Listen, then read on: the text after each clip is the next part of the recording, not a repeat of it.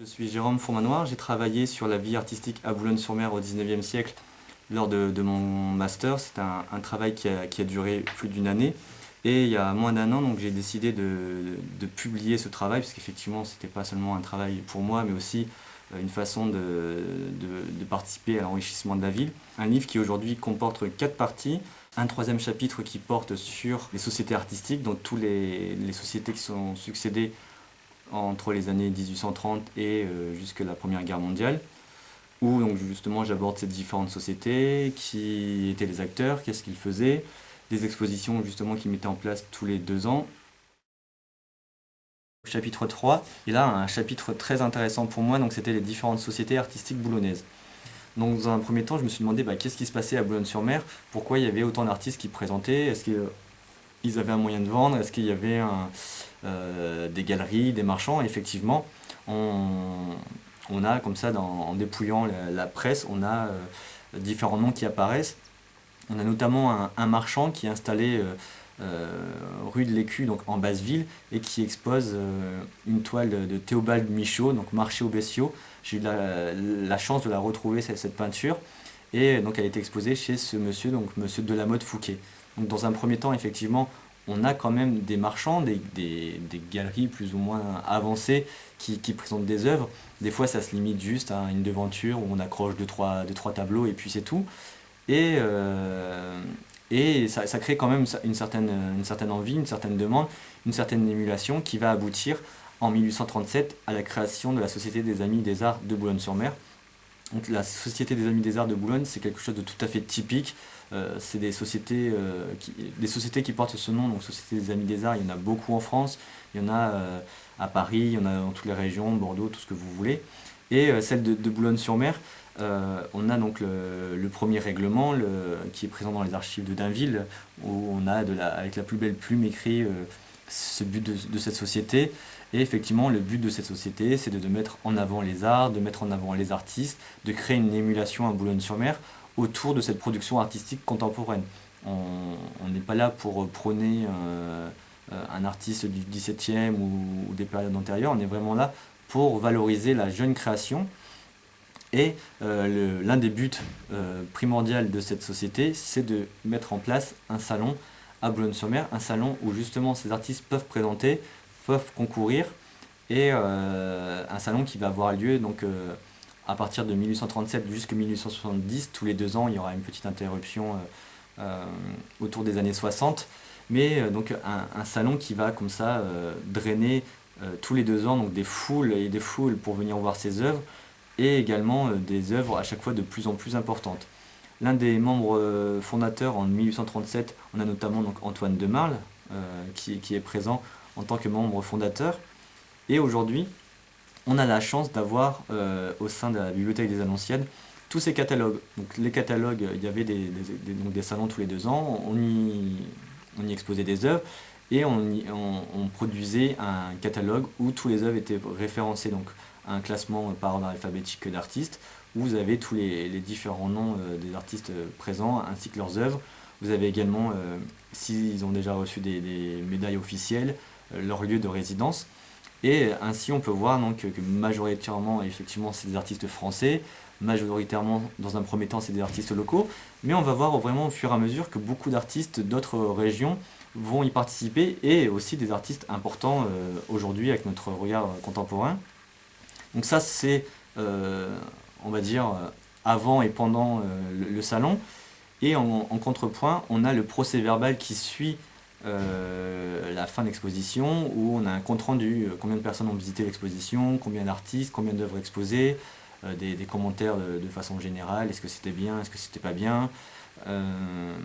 Et également, on voit aussi, comme pour la France entière, un regret qui va se mettre en place au fur et à mesure des années, voire des décennies, de voir toute cette peinture d'histoire et religieuse qui va disparaître au profit des paysages. Ça va être le cas à Paris au niveau du salon, du salon, le grand salon parisien, et bien sûr aussi à Boulogne-sur-Mer. Également, en lien avec cette société, on produisait 2 gravures, on sélectionnait 2 œuvres qui nous a semblé importantes lors de cette exposition, et on en faisait des gravures. Donc il y avait une souscription, et vous pouvez comme ça acheter la gravure à la fin de la saison. Et également, il y avait une loterie qui était mise en place, certaines œuvres étaient achetées, et il y avait un tirage au sort, et ensuite vous avez la chance de remporter une de ces œuvres. Tout de suite, pour vous expliquer comment ça s'est terminé, donc ça s'est terminé en 1870, donc il y avait une exposition cette année-là. Bien sûr, la guerre avec la Prusse a fait que tout a été bouleversé, ça a pris du temps, on s'est dit, bon bah tant pis, on va pas l'arrêter, on va la prolonger d'1 an. Donc l'exposition s'est terminée en 1871, et en 1872, quand quand la municipalité a fait une demande de subvention auprès de la ville, ils n'ont pas eu la subvention, et ils ont décidé de liquider l'association. Donc il restait un petit pécule, et de ce petit pécule, ils ont demandé à éditer un ensemble de gravures de 2 graveurs boulonnais. Donc on a le graveur Auguste Balin et le graveur Edmond Hédouin. Et donc cet ensemble de gravures a été acheté pour être ensuite donné à la bibliothèque. Donc encore aujourd'hui, on a 2 énormes volumes qui contiennent toutes ces gravures. Et ce qui était intéressant avec Auguste Balin, c'est un artiste boulonnais qui a fait aussi une partie de sa carrière en Angleterre. Et on voit comment cet artiste a travaillé beaucoup sur la marine, beaucoup sur le monde maritime. Et on a notamment des gravures très très denses. Là, j'en ai mis une qui est assez sobre, mais des gravures qui sont assez denses au niveau du trait, et vraiment très très expressives par ce rendu du trait. Alors qu'au contraire, Edmond Hédouin, qui lui aussi est donc bien sûr boulonnais, lui a une pratique tout à fait romantique, entre le romantisme, l'académisme et le réalisme, où on voit comme ça, il suit les époques. Et donc ces 2 recueils ont été donnés à la bibliothèque, et l'ensemble de la documentation de cette société a aussi été donné à la bibliothèque. Donc aujourd'hui, vous avez encore ce recueil de gravures et tous les livres présents dans la bibliothèque des Annonciades. Ensuite, j'avais souhaité mettre en avant les artistes. Justement, ça servait à rien de vous montrer les milliers d'artistes qui ont présenté à ce salon, mais vraiment en retenir les grands noms, parce qu'effectivement, ça valorise aujourd'hui notre regard sur cette époque, de montrer aussi que des très grands artistes parisiens ont exposé à ce petit salon, qu'on pourrait dire petit justement, à Boulogne-sur-Mer. Donc ici, je vous ai mis une peinture, vous voyez, exposée à Boulogne-sur-Mer en 1866, une peinture de Camille Corot, donc pas n'importe qui présente une vue du port de La Rochelle. Donc ça, on est en 1866, et en 1860, vous avez Édouard Manet, donc le grand Manet, qui expose également à Boulogne-sur-Mer. Il expose 2 écoliers allés ensemble à Pénafiel à Salamanque. Donc vous voyez, ces 2 artistes sont connus et reconnus aujourd'hui. Des artistes qui sont venus dans le Nord-Pas-de-Calais, il n'y a aucun souci. Boudin a beaucoup voyagé sur le littoral. Manet est venu plusieurs fois à Boulogne-sur-Mer. Et ces 2 artistes, ayant produit sur le motif à Boulogne, ont souhaité présenter autre chose que des paysages boulonnais. Manet, c'est cette vue grecque, alors que Corot présente un paysage de La Rochelle. Donc rien à voir avec Boulogne-sur-Mer. C'est vraiment les artistes présentaient vraiment leur production sans vraiment sélectionner un motif en lien avec la région. Boudin donc, a présenté plusieurs fois des œuvres au salon. Il a présenté également cette régate à Argenteuil en 1868. Et pour ce qui est des boulonnais, donc bien sûr, on le verra par la suite, donc Auguste Delacroix a présenté plusieurs fois des œuvres au salon. Ici, lui, tout à fait une vue boulonnaise, donc les départs pour la pêche, côte du Portel. Une peinture aujourd'hui conservée au musée de Boulogne-sur-Mer. Un autre boulonnais, donc Nicolas Camille Chauveau, présente cette toile orientaliste, donc bivouac des Bachi-Bouzouk, commandée par le général Betson, donc la Grande Armée d'Orient. Une peinture réalisée en 1854 et exposée au salon en 1856. Donc énormément de tableaux étaient présents. Pour vous dire, à peine, mais vraiment à peine 0,5%, voire même moins, de sculptures étaient présentées lors de ce salon. C'était vraiment une volonté de l'administration. On ne souhaitait pas présenter de sculptures, non pas parce que ça n'intéressait pas, mais c'était beaucoup plus volumineux, beaucoup plus lourd, beaucoup plus important. Un buste en marbre, c'est déjà quelque chose de lourd, mais imaginez une grande composition en marbre, c'était encore quelque chose de plus important. Donc vraiment, on se limitait à la peinture, mais quelques sculptures ont quand même été présentées, notamment Hopkins qui a réussi à présenter donc, un buste de Victor Ivar. Et également, vous avez Édouard Lormier qui présente ce buste de Matelote, qui est encore aujourd'hui présent dans les collections du musée. Et enfin, donc, une dernière peinture également d'un artiste connu, encore aujourd'hui, donc Louis Garneret qui présente cette vue de l'ancien phare de Sunderland en 1847, une toile réalisée la même année. Donc on voit aussi, on ne réservait pas la toile pour le salon parisien, on ne gardait pas l'exclusivité, parfois on pouvait exposer des toiles directement au salon de Boulogne-sur-Mer. Donc ça c'est pour la première société, donc une société qui est vraiment la plus active. On est vraiment entre 1837 et 1870, une succession de salons. Une société qui fonctionnait bien sûr avec des subventions municipales, donc je vous ai déjà dit, avec la guerre contre la Prusse, ensuite les subventions vont se tarir. Et on va voir donc la société qui demande les subventions, qui n'arrive pas. Mais ce qui était étonnant, c'est que la ville ne va plus donner à la Société des Amis des Arts, mais par contre, elle va s'engager à donner à une nouvelle société qui se crée à partir des années 80, donc la Société artistique de Boulogne-sur-Mer. Et là, on reprend exactement le même principe, une société qui est plus créée par justement des artistes que des amateurs. Précédemment, on avait quand même beaucoup plus d'amateurs dans la direction de cette société, alors que là, c'est des artistes. Et une société qui va, elle aussi, mettre en place des expositions, pas du tout de façon régulière. On va vraiment voir, c'est assez aléatoire. On a en 1881, on a en 1890, donc vous voyez vraiment pas du tout de façon régulière. Mais lors de ces salons, on a une fois de plus des grands noms qui vont exposer à ce salon. On a Édouard Manet qui présente une nouvelle fois une toile, ça sera la deuxième et dernière fois. Il présente le port de Calais, donc là un intérêt tout à fait local pour nous, intéressant. On voit cette production avec le beffroi en plein centre de la composition. Notre icône boulonnaise, la femme aux épaves, est présentée en 1881. Et d'autres grands noms parisiens ou régionaux donc, présentent à ce salon. On a notamment Jean-Jacques Henner qui présente l'Alsacienne en 1881. Vous avez également Carolus Durand qui présente Un soir dans l'Oise en 1893. Ou bien encore le Sidaner, donc l'artiste aussi régional, qui présente Communion in extremis, une toile aujourd'hui conservée au musée de la Chartreuse de Douai. Également à Boulogne-sur-Mer, on va avoir à la fin du 19e siècle une exposition internationale des beaux-arts qui va être mise en place. Vous avez là également la même chose à Roubaix et à Tourcoing au 20e siècle. Et c'est vraiment une exposition qui est colossale, qui vraiment attire les foules et les artistes. Et une exposition qui va avoir lieu au sein de la Villa Coligny. Donc c'est la première fois où il y a une exposition de ce côté de la Liane. On n'est plus du côté habituel, on passe de l'autre côté de la Liane. Et on est au sein de la Villa Coligny, qui est un peu entre la villa et le château. Et au sein de cette exposition, une fois de plus, on a vraiment les grands noms qui vont présenter. Et je vous ai mis donc une sélection, mais variée aussi, parce que parfois c'est assez difficile de retrouver exactement quelle œuvre était présentée. Là, pour les trois œuvres que je vous présente, c'est vraiment les œuvres qui étaient présentées à ce salon.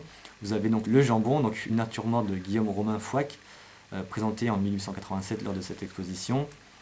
Fleurs, panier renversé, rose, également une nature morte de Federico Olaria. Donc vous voyez aussi la nationalité des artistes, elle évolue. On est plus centré sur le français, sur l'anglais, on va un peu plus loin. Et également donc ici cet exemple de sculpture. Mais là, vous voyez un petit module, un 29,5 sur 40, donc quelque chose d'assez petit. Ce taureau de combat de Paul Comolera. Une autre exposition aussi importante a lieu en 1901 sur le même principe que les expositions internationales.